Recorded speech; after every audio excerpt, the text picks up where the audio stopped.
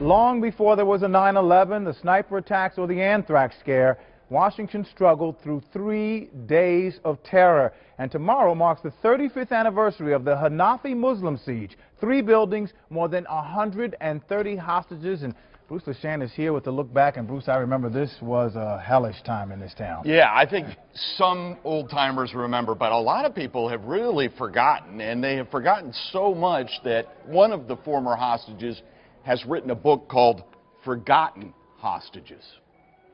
He hit me on the side of the face with the barrel of the rifle. Paul Green has taken his 40 hours of terror. I am right here. And turned it into a life lesson in the power of hope. I even started to feel that way lying in a pile of my colleagues, 60 of us piled on top, many of us bleeding, a number of people shot and stabbed. And something in my mind said, it's going to be okay, somehow we're going to get out of this.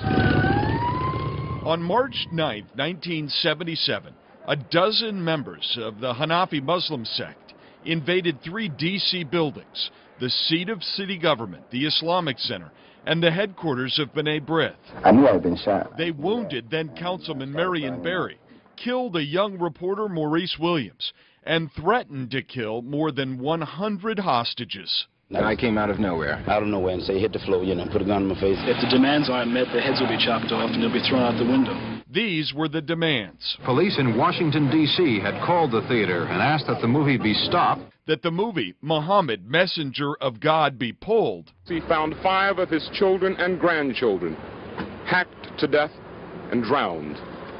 2 adults were shot to death.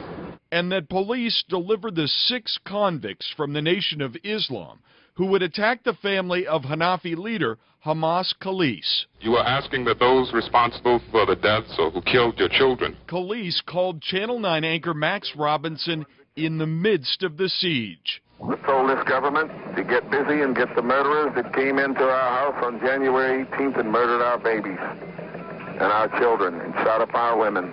It took appeals for compassion from 3 Islamic ambassadors to finally convince the terrorists to surrender. In the end, one person said it was like New Year's Eve. Church bells ringing. You have to wonder whether they would have the ability to come in and negotiate the 3 Islamic ambassadors primarily for Jewish lives during the times we live in today. You okay? Yes, indeed. Now I am. Paul Green's book grew out of a management class that he taught for years on how to survive a crisis, and who would know better.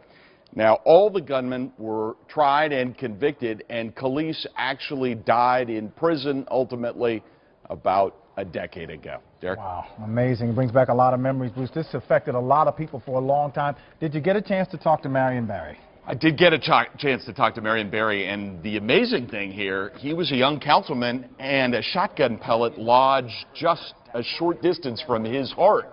So we talked to him about that and what kind of difference it made for him. We also talked to our Bruce Johnson, who was down there reporting on this as kind of a cub reporter. We're going to hear from both of them tomorrow at 5 o'clock. All right. Thank you, Bruce. We appreciate it. All right. Back to you.